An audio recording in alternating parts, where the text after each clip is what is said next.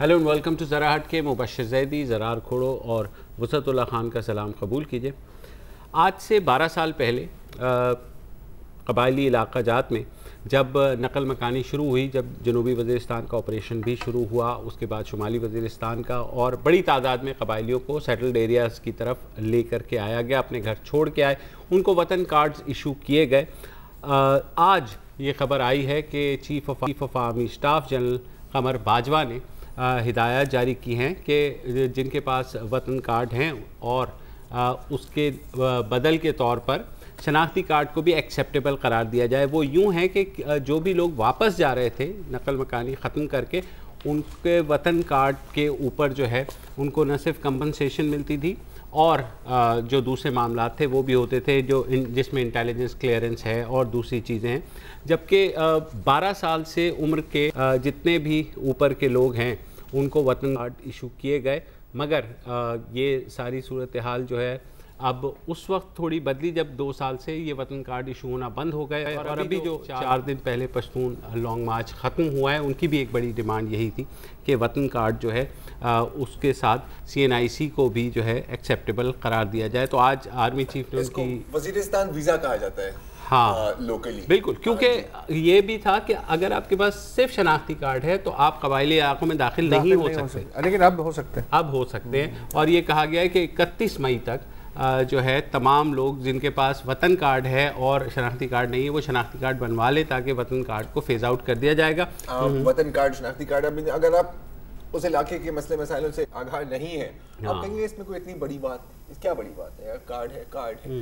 लेकिन अगर आप इसको बड़े पस मंजर में देखें, अब इसको बिग पिक्चर देखें, तो ये भी एक बहुत इंपॉर्टेंट री इंटीग्रेशन स्टेप बिल्कुल टेकन इन इटसेल्फ। शायद ये कोई इतनी बड़ी बात नहीं है, लेकिन अगर हम पश्तून लॉन्ग मार्च के कॉन्टेक्स्ट में देखें, और मैं एक बार फिर कहूँगा कि बहुत कम कोई इतना पुरअमन और पुर इखलाक एजिटेशन कहें आप, प्रोटेस्ट कहें, धरना कहें, कम ही देखने को मिला है। एंड मुझे अगर ये उसी मार्च की डिमांड्स के रिएक्शन में ये सब कुछ हो रहा है, या अब पहले भी होना था और अब तेजी से हो रहा है, तो ये यकीनन बहुत ही तसल्ली बख्श बात है। क्योंकि आपको याद है उसी दिन मेरे ख्याल जब लॉन्ग मार्च चल रही थी, आपने कहा था मुझे याद नहीं है कि ये जो यहाँ पर इस्लामाबाद में बैठना और ये अपनी डिमांड्स आगे करना, ये वोट ऑफ नो कॉन्फिडेंस नहीं है रियासत में, ये वोट ऑफ कॉन्फिडेंस है रियासत में। क्योंकि आप फिर भी समझ रहे हैं का जो मसला है ना, इनका वतन कार्ड वाले या दूसरे नकल मकानी करने वाले, मैं परसों के डॉन में एक मजमून है, मैं मशवरा दूंगा कि आप पढ़ें। मुझे राइटर का नाम पूरा एडिटोरियल पेज पे है, मीराम शाह का मज़ार। यस जी, पढ़ा है। वो खुद भी वहीं का लोकल हैं, एक्स ब्यूरोक्रेट हैं वो। हर जगह दुनिया में जहां ऑपरेशन इस तरह के होते हैं तो पहले सफाई होती है, टेक ओवर होता है, स्टेबल किया जाता है, फिर उसे हैंड ओवर किया जाता है, क्लियर होल्ड बिल्ड। यस जी। मीरम शाह को जब आप देखें बकौल उनकी आंखों से, मैंने तो जाके नहीं देखा, उन्होंने कहा जी कि एक ऐसा है कि जैसे वो नहीं ड्रेसडन या स्टालिनग्राड, समझा दें इससे आपकी क्या मतलब है वो अभी इस्माइल खान ठीक है लाइन पे। अस्सलाम वालेकुम इस्माइल साहब। जी वालेकुम अस्सलाम। अच्छा इस्माइल साहब, ये बताइए, ये जो डेवलपमेंट हुई है और वतन कार्ड और शनाख्ती कार्ड को अब ये कहा गया है कि शनाख्ती कार्ड भी एक्सेप्टेबल होगा, कबायलियों के लिए किस कदर ये अहम है? बहुत ज़्यादा मुबशर, इसलिए कि जो IDPs हो गए थे यहाँ पे, उनके लिए तो चलो वो हो गया था कि जी आप अगर रिपेट्रिएशन हो रही थी उस वक्त उनको वतन कार्ड दे दिया गया था। लेकिन आपको पता होगा कि फाटा में से, पर्टिकुलरली नॉर्थ और साउथ वजीरिस्तान में से बहुत सारे लोग थे गल्फ में, मिडिल ईस्ट में, वहाँ पे काम कर रहे थे। जब वो लोग आते होते थे तो उनके लिए बड़ा मुश्किल हो जाता, because they didn't have any वतन कार्ड। तो वो for days and days they would have to stay here in Peshawar. यहाँ पे वो बेचारे पड़े रहते थे पेशावर में, जब तक वतन कार्ड ना बनता तब तक वो जा नहीं सकते। क्योंकि इसलिए कि वतन कार्ड जो है वो एक लोकलाइज्ड किस्म का था, जिस इलाके के लोग थे सिर्फ उनको उस इलाके तक एक्सेस थी, वहाँ तक जाने का था, वहाँ से आने का था। तो काफ़ी इस वजह से लोगों को मुश्किलात पड़ रही थी, प्रॉब्लम्स हो रहे थे। तो मेरे ख्याल में जो भी डिसीजन हुआ है لیٹ ہوا ہے لیکن اچھا ہوا ہے. بالکل. اچھا اسماعیل صاحب صحیح، یہ ظاہر ہے کہ پروسیس تو پہلے سے ہی تھی. آپ کی نظر میں اس میں پشتون لانگ مارچ اور جو ان کو یقین دہانیاں دی گئی تھی لانگ مارچ ختم کرنے کے لیے، دھرنا ختم کرنے کے لیے، یہ کس حد تک اس کا نتیجہ ہے؟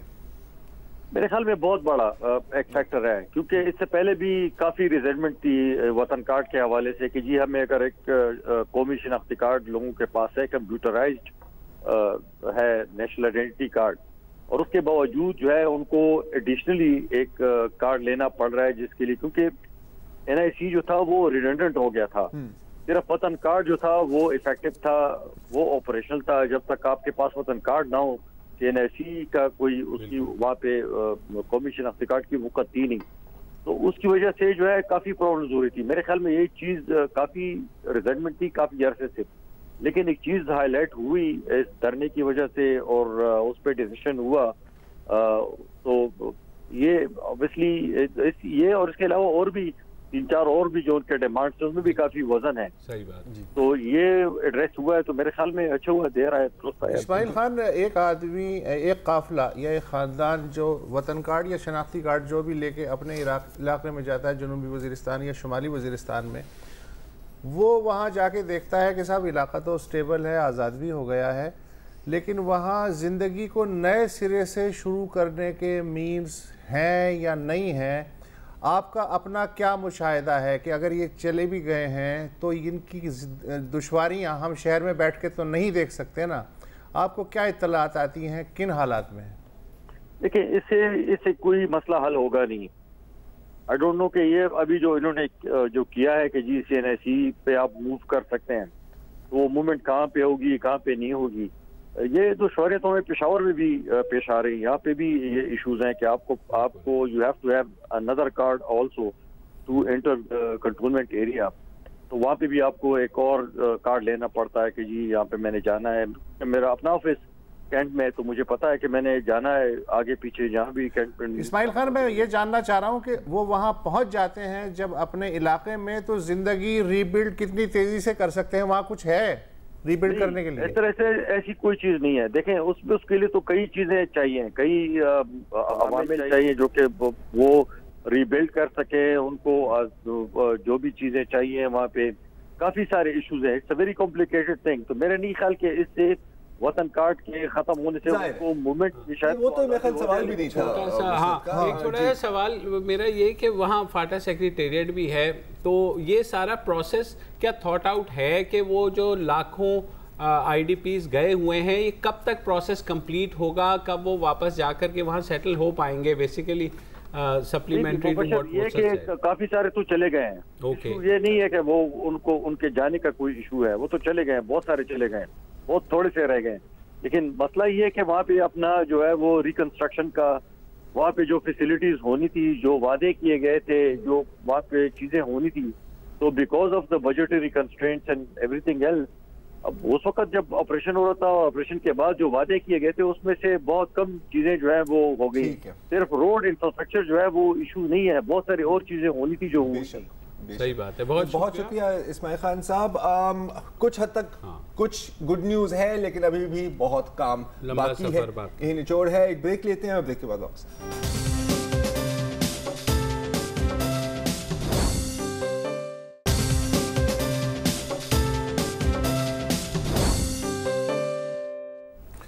Welcome back. پچھلے سیگمنٹ میں گفتگو ہو رہی تھی اسماعیل خان سے. یہ جو وطن کارڈ اور نیشنل ID کارڈ قبائلیوں کو دے کے انٹیگریٹ کرنے کی کوشش کی جا رہی ہے. انہوں نے بتایا کہ یہ جو اسلام آباد لانگ مارچ تھا اس کے ثمرات میں سے ایک ہے. اسلام آباد لانگ مارچ کے ثمرات اور بھی بہت سے تھے. کچھ جو ہیں وہ آبویس ہیں اور کچھ جو ہیں وہ اتنی زیادہ پبلسائز نہیں ہوئے. مثلا میرے نزدیک سب سے جو اہم جو ثمر تھا، اس صبر کے ساتھ جو ہزاروں لوگ بیٹھے رہے، کہ کوئی 70 71 یا 72 کے قریب جبری گمشدہ لوگ باقاعدہ فہرست پہ ان کے نام لکھے ہوئے تھے.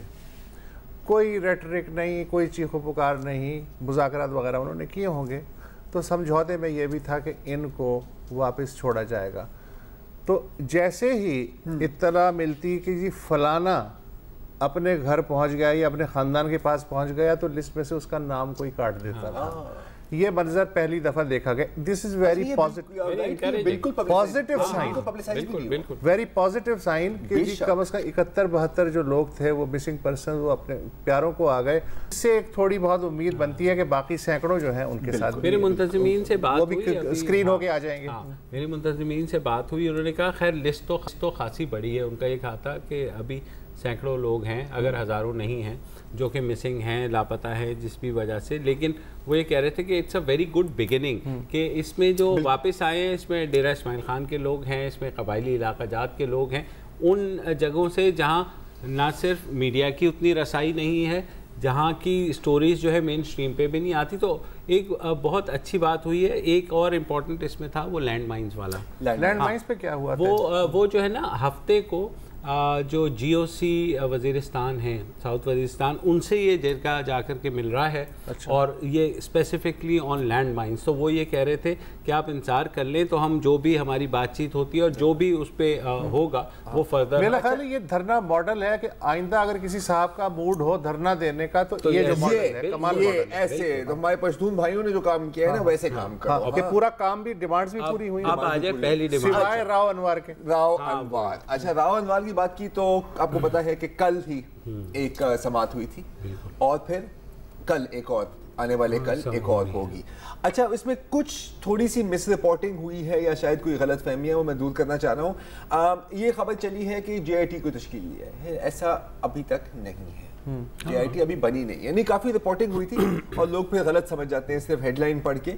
یہاں پر اس میں یہ لکھا گیا ہے کہ جی ہم ان کو بلاتے ہیں کورٹ تاکہ وہ اپنا موقف پیش کر سکیں جو انہوں نے اس خط میں, اور اس میں لکھا ہوا ہے اگر واقعی انہوں نے یہ خط لکھا ہے تو نے جو بیان کیا ہے وہ ہمارے سامنے بیان کر دیں, اور ایک دفعہ وہ پیش ہوں گے تو پھر ہم جے آئی ٹی بنانے پر غور کر سکتے ہیں. یہ نہیں ہے کہ ہم جے آئی ٹی بنا دیں گے. تو یہ ایک مس رپورٹنگ ہے. خیال میں وہ اس طرح ہوا ہوگا کہ سپری ایس سی ہنٹ سیٹ ایسا ہی. اچھا یار ایک نے چلایا ہنٹ سیٹ, ایک نے کر دیا سیز, ٹھیک ہے, ہوتا ہی ہے, آپ کو پتا ہے چائنیز وسپرز ہوتے ہیں نا. اچھا اب ویسے بھی آج کل اتنی ون لائنرز نکل رہے ہیں کہ رپورٹر پریشان ہو جاتا ہے کہ کون سی خبر چھوڑے اور کون سی چھاپے.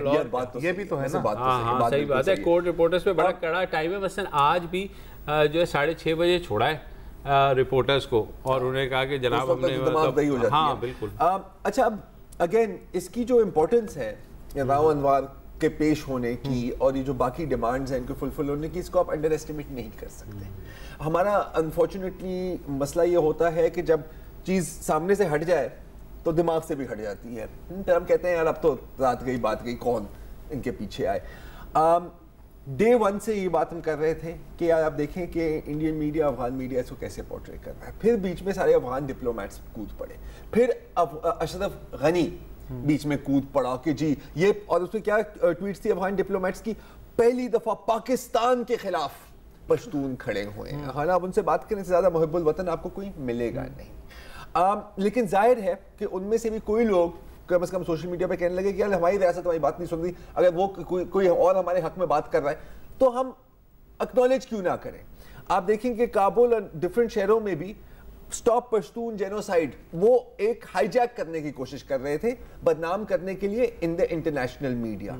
اگر یہ بھی ایک فیکٹر تھا ان کی بات سننے کا تو جائز ہے, لیکن یہ کامن سینس کا بڑا یونیک استعمال ہوا ہے. ہاں, and there is nothing common about sense. تو بہت بڑی بات ہے کہ کامن سینس استعمال ہوا یا کسی بھی قسم کا سینس استعمال ہوا ہے, لیکن اس کا ہرگز یہ مطلب نہیں ہے کہ اب آپ سو جائیں, کیونکہ اگر ان کو دوبارہ وہاں آنا پڑے تو پھر کوئی گارنٹی نہیں ہے, ایسا دھرنا نہیں ہوگا یا شاید دھرنا ہی نہ. لیکن یہ کہ منتظمین سے میری, کیونکہ ابھی تھوڑی دیر پہلے بھی بات ہوئی, دے آر سیٹسفائیڈ. وہ کہہ رہے ہیں ہم مطمئن ہیں کہ چیزیں اب تک جو ہے نا بہتر راہ پر جا رہی ہیں, تو لیٹس ہوپ کہ دعا کریں کہ وہ مطمئن ہی رہے اور نازک موڑ نہ آ جائے. نازک موڑ اور نازک راؤنڈ اباؤٹ خاص طور پر نازک بریک, جس میں ہم گول گول گھومتے رہیں گے. ایک نازک بریک.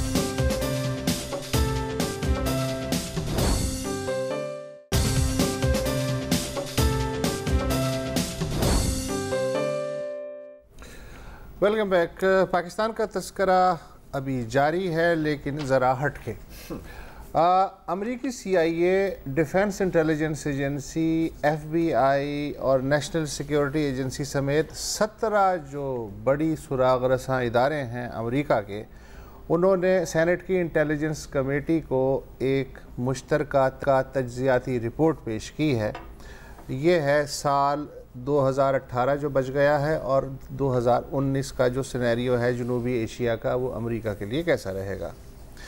زیادہ تر اس رپورٹ میں جو نکات انہوں نے کنکلوڈ کیے ہیں, وہ میرا جو 6 سال کا بیٹا ہے وہ مجھے 2 مہینے پہلے بتا چکا ہے, جو انہیں شاید اب پتہ چلے ہیں. آپ کا بھائی 2.5 سال سے بول رہا ہے. سننے سے آپ کو یقین ہو جائے گا.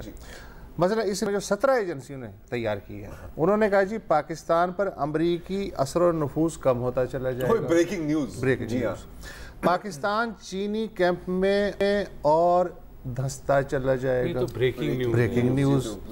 چنانچہ جنوبی ایشیا میں پاکستان امریکی مفادات کے لیے خطرہ بن سکتا ہے. امریکی جو اتحادی ہے بھارت اور چین کے تعلقات مزید خراب ہو سکتے ہیں. صحیح. یہ ہفتہ کیسا رہے گا, سفر نہ کیجیے گا, صحت کا خیال رکھیے گا, اس ٹائپ کا نا. بھارت کے بڑھتے ہوئے اثر و نفوذ کے خدشات, اقتصادی کمزوری اور سیکیورٹی کے اندرونی مسائل مستقبل قریب میں بھی پاکستان کو ایسے اقدامات کی جانب دھکیلتے رہیں گے جن سے امریکہ کے علاقائی مفادات خطرے میں پڑتے ہیں. ظاہر ہے بھارت کی انسیکیورٹی تو ہے نا پاکستان کی پالیسی میں. پاکستان نئی طرز کے جوہری ہتھیار بنانا ترک نہیں کرے گا. 2019 میں بھی جیسے آپ نے تو روک ہی دیا ہے نا. ان ہتھیاروں میں کم, سنو تو یار, ان ہتھیاروں میں کبھی نان سیریس چیز بھی سیریسلی سننی چاہیے. ان ہتھیاروں میں کم فاصلے تک مار کرنے والے ٹیکٹیکل ہتھیار اور ڈیلیوری سسٹم, سمندر اور ہوا سے داغے جانے والے کروز میزائل اور دور مار بلسٹک میزائل شامل ہیں. لائن آف کنٹرول غیر مستحکم رہے گی آنے والے وقت میں. بھارت میں کسی بھی بڑے دہشت گرد حملے سے خطے کی صورتحال غیر یقینی ہو سکتی ہے. کیا کمال اسیسمنٹ ہے ویسے. پاکستان میں انتہا پسندوں کی پناہ گاہیں موجود رہیں گی. دہشت گردی سے نمٹنے کے اتحاد کو جھٹکے لگتے رہیں گے. شدت پسند گروہ پاکستان میں اپنی پناہ گاہوں سے بھارت, افغانستان اور وہاں موجود امریکی مفادات کو نشانہ بناتے رہیں گے. افغانستان کے حالات کچھ اور بگڑیں گے. نہیں یار, ہاں مذاق کے علاوہ اس سال, لیکن یہ ان کے حساب سے یہ ایک انٹرسٹنگ بات ہے, اس لیے کہ وہ جو وہاں فوجیں اتار رہے ہیں اور ان کا خیال ہے ٹھوک ٹھاک کے سیٹ کر دیں گے, لیکن خود ان کی انٹیلیجنس ایجنسیز کہہ رہی ہیں کہ کچھ اور بگڑے گے. اس سال جولائی میں پارلیمانی الیکشن ہونے والے ہیں افغانستان میں, وہ اور اگلے سال پریزیڈنشل الیکشن ہونے والے ہیں. ان کے انعقاد میں کابل حکومت کو مشکلات پیش آئیں گی. افغان فوج کی کمزوریاں ابھی دور نہیں ہوگی اور افغانستان کا اقتصادی دار و مدار بدستور غیر ملکی مدد پہ رہے گا. یہ ہے اسیسمنٹ. یس بالکل. میں کیا کہوں, آئی ایگری. یار یہ ہم کیا بات کی ہے یار.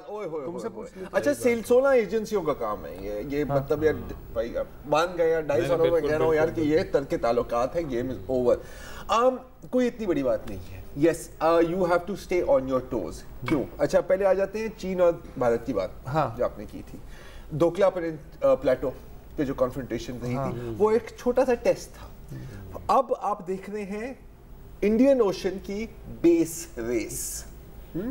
مالڈیوز کو دیکھ لیں, اپوزیشن نے بھارت کو کہا کہ جی آپ پلیز فوج بھیجیں. ٹھیک ہے, اب چائنا کا کوئی آفیشیل اس پہ بیان نہیں آیا کہ جی اگر انڈیا نے فوج بھیجی تو یہ کیا, لیکن کچھ فیلر بندہ چھوڑتا ہے. فیلر کیسے چھوڑتا ہے؟ میڈیا آؤٹ لیٹس جیسے کہ گلوبل ٹائمز, چین کی ایک کافی رائٹ ونگ نیشنلسٹ قسم کی ہے اور ایک طرح سے اس کو سمجھا جاتا ہے ان آفیشیل پلس, غیر سرکاری آواز کمیونسٹ پارٹی کی بھی, یا کم از کم نیشنلسٹ پارٹی کی پلس ہے. بالکل, آپ اس کو ایسے بھی کہہ سکتے ہیں. تو اس میں ایک اداریہ میں کہا گیا ہے کہ چین مداخلت نہیں کرے گا, لیکن اگر بھارت نے کی تو ہم ان کو روکیں گے مالدیوز میں. سو یو کین سی کہ وہ ایک ہلکی سی لائن ان دا سینڈ ڈرا ہو رہی ہے. اچھا بیس ریس کیسے چل رہی ہے؟ افریقہ کے ساحل پر جبوتی میں ان کا چین کا بیس بن رہا ہے. چائنا نے کاؤنٹر کرنے کے لیے اور پاکستان کو کاؤنٹر کرنے کے لیے حال میں یہ خبر ہے جو کم ہی رپورٹ ہوئی ہے, ایک بیس ہے عمان کے ساحل پر. भारत को परमिशन मिल गई है to use it for military purposes. अच्छा। वहां से चाबहार इन रेंज है, वहां से ग्वादर इन रेंज है। तो एक यूं इंसर्कल करने की कोशिश करता है, दूसरा उसके पीछे उसको इंसर्कल करने की कोशिश करता है। ये गेम चल रही है and we are in the middle. Tom and Jerry है ना, टॉम एंड जेरी। जहां तक अगर आप ग्लोबल स्केल पर देखो चीन और अमेरिका को, एशियन पिवट का नाम आपने कभी सुना? ओबामा ने इसको तश्कील दी थी, like he came up with it, लेकिन पॉलिसी पुरानी है। रूस को हराने के बाद या कोल्ड वॉर के बाद अमेरिका बीच में तो कहा था कि जी हम तो अब जीत गए हैं, फिर देखा कि यार नहीं, चीन ताकतवर होता जा रहा है। तो इससे पहले कि वो ताकतवर हो वो कंटेन करना चाह रहे थे, लेकिन फिर क्या हुआ?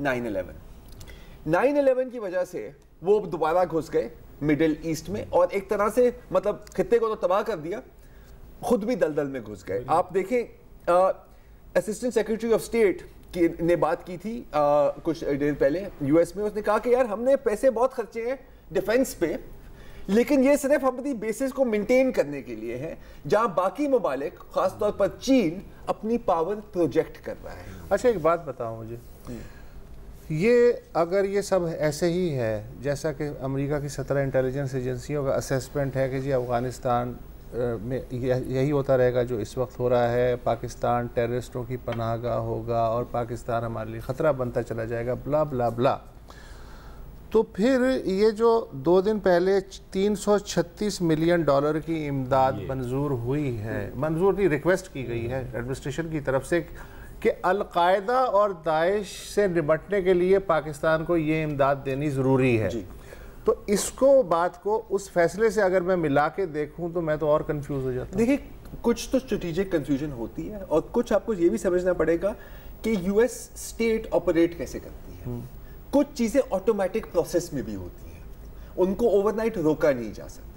हम देखते हैं रोक दिया था ना, वो इतनी बड़ी बात नहीं है। मुझे पता है, ये लगता है जो टिपिकल बुलिंग टैक्टिक थी ना, बिल्कुल वो यही होता है। जैसे नॉर्थ कोरिया के साथ भी उन्होंने किया, इवेंचुअली थोड़ा सा वो भी पीछे हटेंगे, टेक 2 स्टेप्स बैक। लेकिन देखो ये पीछे खुद नहीं हट रहे, इनको पीछे हटाया जा रहा है। there's a difference between that boss.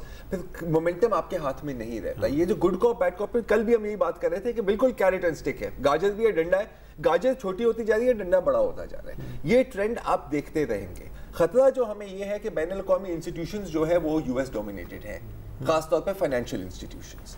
हमेशा ऐसा नहीं रहेगा। हाउएवर ऑल्टरनेटिव फाइनेंशियल इंस्टीट्यूशंस भी इमर्ज कर रही हैं। एडीबी है, आपके पास आसियान है, आपके पास शंघाई ब्रिक्स है एंड ऑल ऑफ दैट। अगर आप दुनिया में देखें, अगर मैं दुनिया को देखता हूँ, मुझे तो यूएस इन्फ्लुएंस इन रिट्रीट लगता है। और मैं आपको 2-3 एग्जांपल्स देता हूँ। आपने अभी जनूबी Korea, north Korea, south Korea की बात की। अभी यार ये विंटर ओलंपिक्स में क्या हुआ है?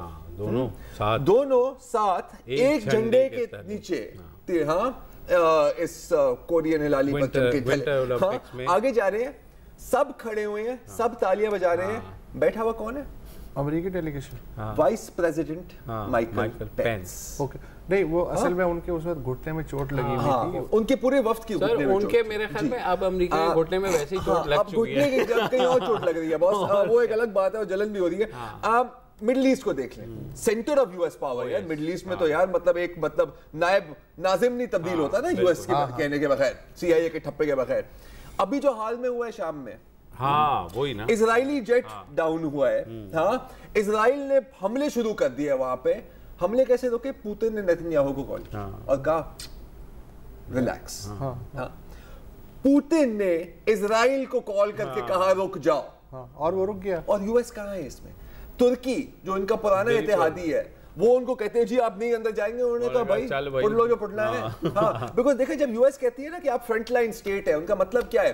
फ्रंट आपका है, लाइन हमारी है। ऐसा नहीं चलता मेरी जान। अच्छा, यही मुझे हमारी भी अभी तक लगती है। हमने कट्टा जो है पूरी तरह वो चोया नहीं है, तो वो जो गाजर जो थोड़ी सी बची हुई ना, वो भी हम चाह रहे हैं कि पहले आ जाए। तो बिल्कुल हम खाएंगे, हजम करेंगे। देखो main difference between US policy is stick और वो। अच्छा, पाकिस्तान पे अगर ये डंडा जैसा कि रिपोर्ट बता रही है नहीं चल पा रहा, तो अगर नतीजे पे पहुंच गया यूएस कि ये डंडा नहीं चलेगा उसका, तो फिर वो इस डंडे का करेगा क्या? ये एक ब्रेक ले लेते हैं और ब्रेक के दौरान बता दीजिए।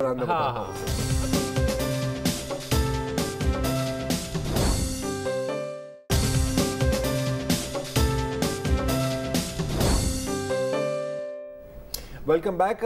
اچھا کافی ایک مزیدار خبر آئی تھی 1-2 ہفتے پہلے کہ بھارتی ایئر فورس کے ایک افسر ارون مرواہا تقریباً 50 سال کی عمر ہے, ان کو گرفتار کیا گیا ہے کیونکہ وہ according to Indian media ISI agents کو انڈین ملٹری کے راز دے رہے تھے. اچھا ان کو نہیں پتا تھا کہ یہ ISI ایجنٹس ہیں, کیونکہ یہ ان کا خیال تھا کہ یہ فیس بک پہ کچھ پاکستانی ماڈلز کے ساتھ چیٹنگ کر رہے ہیں, اور پھر وہاں سے بات شروع ہوئی پھر کہ جی سینڈ اس یور پکچرز, یہ وہ وہاں سے فیس بک سے گئے واٹس ایپ پہ جو کافی سیکیور میڈیم ہے, اور وہاں پر چیٹ کے بدلے میں وہ راز فروغ کرنے لگا. اب آپ کو پتہ ہے کوئی نئی بات نہیں ہے, اس کو ہنی ٹریپ کہتے ہیں نا, کہ صورت لڑکی گئی, اس نے آپ کو بسایا اور پھر آپ اس کو سب کچھ بتا گئے.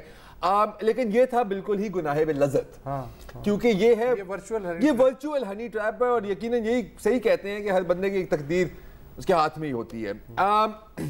بہرحال یہ تو اپنی جگہ. اب یہ ہے پرانی طرز کی اسپیوناج نئے پلیٹ فارم پہ, ٹھیک ہے, لیکن معاملہ یہاں سے آگے بڑھ گیا ہے. آج کل جو ہم سب کے پاس اسمارٹ فونز ہیں, اور خاص طور پر یہ جو ویسٹ میں لوگ ہیں, ان میں فٹنس اپلیکیشنز بڑی ہوتی ہیں, ٹھیک ہے, کیونکہ بڑے ہیلتھ کانشیس ہیں, سب بھاگ رہے ہوتے ہیں, اور جو فٹنس اپلیکیشنز ہیں وہ پوسٹ کر رہی ہوتی ہیں کہ جی آج مبشر بھائی نے 20 کلومیٹر جاگنگ کی, پھر 10 بول رہی ہوتی مطلب لمبی and so on and so forth. ایک فٹنس ایپ ہے اسٹراوا. اسٹراوا میں نہ صرف یہ انفارمیشن دی جاتی ہے بلکہ جو یوزرز ہیں وہ جن روٹس پر جاگنگ کر رہے ہوتے ہیں یا سوئمنگ کر رہے ہوتے ہیں اس کا ایک میپ بھی دیتے ہیں. اچھا اب اگر آپ پارک میں ہیں یا روڈ پر ہیں تو کوئی مسئلہ نہیں, لیکن اگر آپ افغانستان کے بگرام ایئر بیس میں ہیں تو پھر کیا ہوگا, ٹھیک ہے.